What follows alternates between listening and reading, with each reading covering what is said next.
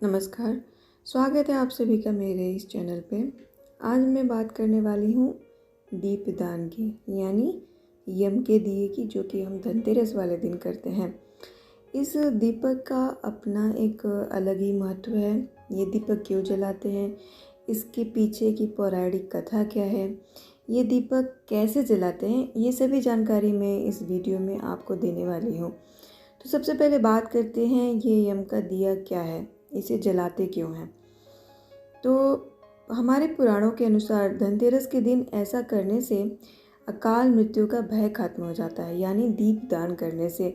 पूरे वर्ष में एकमात्र यही एक दिन है जब मृत्यु के देवता यमराज की पूजा की जाती है, उनकी अर्चना की जाती है और दीप दान किया जाता है। हालांकि कुछ लोग नरक चतुर्दशी पर यानी कि छोटी दिवाली वाले दिन भी दीप दान करते हैं। आपको मैं बताना चाहूँगी कि हमारे जो पुराण हैं वो इस यम दीपदान के बारे में क्या कहते हैं। स्कंद पुराण में धनतेरस को लेकर एक श्लोक मिलता है, जिसके अनुसार कार्तिक मास के कृष्ण पक्ष की त्रयोदशी के दिन सायंकाल के समय घर के बाहर यमदेव के उद्देश्य से दीप रखने से अपमृत्यु का निवारण होता है। वहीं पद्म पुराण के अनुसार कार्तिक मास के कृष्ण पक्ष की त्रयोदशी को घर से बाहर यमराज के लिए दीप देना चाहिए। ऐसा करने से मृत्यु का नाश होता है। अब जान लेते हैं यम दीपदान या यम का जो दिया जलाने की वजह है, उसके पीछे पौराणिक कथा क्या है। तो एक कथा के अनुसार एक समय में यमराज ने अपने दूतों से पूछा कि क्या कभी तुम्हें प्राणियों के प्राण हरते समय किसी पर दया आई है। तो वे संकोच में पड़कर बोले, नहीं महाराज। यमराज ने उनसे दोबारा पूछा तो उन्होंने बताया कि एक बार एक ऐसी घटना घटी थी जिससे हमारा हृदय कांप उठा था। हेम नाम के एक राजा थे। उनकी पत्नी ने जब एक पुत्र को जन्म दिया तो ज्योतिषियों ने नक्षत्र गणना करके बताया कि वह बालक जब भी विवाह करेगा उसके 4 दिन पश्चात ही मर जाएगा। यह जानकर उस राजा ने बालक को यमुना तट की एक गुफा में ब्रह्मचारी के रूप में रखकर बड़ा किया। एक दिन जब वह महाराजा हंस की युवा बेटी यमुना तट पर घूम रही थी, तब एक ब्रह्मचारी युवक जो था उस कन्या पर मोहित हो गया और उसने गंधर्व विवाह कर लिया।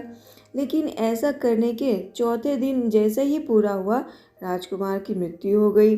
अपने मृत्यु पति को देखकर उसकी पत्नी बिलख बिलख कर रोने लगी। उस नवविवाहिता का करुण विलाप सुनकर हमारा हृदय भी कांप उठा। यमदूतों ने कहा कि उस राजकुमार के प्राण हरते समय हमारे आंसू नहीं रुक रहे थे। तभी एक यमदूत ने पूछा, क्या अकाल मृत्यु से बचने का कोई उपाय नहीं है महाराज। इस पर यमराज बोले, एक उपाय है। अकाल मृत्यु से छुटकारा पाने के लिए व्यक्ति को धनतेरस वाले दिन पूजन और दीपदान विधि पूर्वक करना चाहिए। जहाँ यह पूजन होता है वहाँ अकाल मृत्यु का भय नहीं सताता। कहते हैं कि बस तभी से धनतेरस वाले दिन यम के दीपदान का प्रचलन शुरू हो गया। ये यम का दिया जलाने का 2 विधि है। पहली विधि में जैसे कि धनतेरस को आपको पता ही होगा कि धनतेरस वाली शाम को मुख्य द्वार पर 13 दिए जलाते हैं और घर के अंदर भी 13 दिए जलाते हैं। ये जो काम है यम दीपदान का, वो सूरज ढलने के बाद किया जाता है। लेकिन यम का दिया परिवार के सभी सदस्यों के घर वापस आ जाने पर खाना पीना खा लेने के बाद सोते समय जलाया जाता है। इस दीपक को जलाने के लिए पुराने दीपक का इस्तेमाल करें, सरसों के तेल से जलाएं। उस दीपक में थोड़ा सा सरसों और थोड़ी सी रेत डालकर जलाया जाता है। थोड़ी सा रोली अक्षत से उस दीपक की पूजा कर लें। फिर उस दीपक को अपने घर के बाहर दक्षिण दिशा की ओर मुख कर नाली या कूड़े के ढेर, जहाँ पे आप कूड़ा रखती हैं, डस्टबिन रखती हैं, वहाँ रख दें। साथ ही उस पर जल से जो आचमन करके उसके बाद उस दीपक को वहाँ दक्षिण मुख करके जब दिया जलाएं तो आपका मुख जो होगा वो दक्षिण दिशा की ओर होगा और जो दीपक की लौ जाएगी वो भी दक्षिण दिशा की होगी। ऐसा दीपक जलाएं आप। और दीपक जलाने के बाद घर वापस आ जाएं। फिर मुड़कर उस दिए को नहीं देखना है आपको। ये तो हो गई एक विधि। दूसरी विधि क्या कहती है? दूसरी विधि के अनुसार जो यम का दीपक जलाया जाता है उसमें या तो हम कच्ची मिट्टी का उपयोग करें। दीपक बनाने के लिए बाज़ार से भी मिलता है कच्ची मिट्टी का दीपक, 4 मुखी वाला। अगर वो नहीं मिल रहा है या आप नहीं बना पा रही हैं तो आप आटे का चौमुखी दिया बना सकती हैं। तो कैसे जलाना है इस दिया को? ये दिया घर के बाहर जैसे जलाते हैं हम लोग, तो आपको क्या करना होगा, जहाँ पे आप ये दिया जलाएंगी उस जगह को आप अच्छे से स्वच्छ कर लें। स्वच्छ कैसे करना है? आप उस जगह को या तो गाय के गोबर जो होता है उससे लीप दीजिए। अगर नहीं है तो हल्दी में थोड़ा सा पानी मिलाकर उस स्थान को थोड़ा सा लीप दीजिए। अच्छे से चौकोर सा बना के लीप सकती हैं।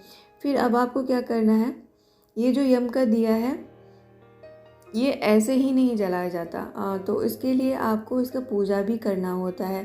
तो आप अपने घर में एक चौकी जो होती है ना, छोटी सी चौकी, उस पे क्या करें, उसको भी थोड़ा अच्छे से लीप लें, या तो गोबर से या तो हल्दी से लीप लें। फिर उस पर स्वास्तिक बनाएं। स्वास्तिक बनाने के बाद इस चौमुखी दिए को उस पर रखें। उस चौमुखी दिए को आप अक्षत से, रोली से और पुष्प से, इन सब चीज़ों से, गंगा जल से इन सब का पूजा करना है। वस्त्र के रूप में आप मौली अर्पण करें और दिए में 4 बत्ती लगा देती हैं।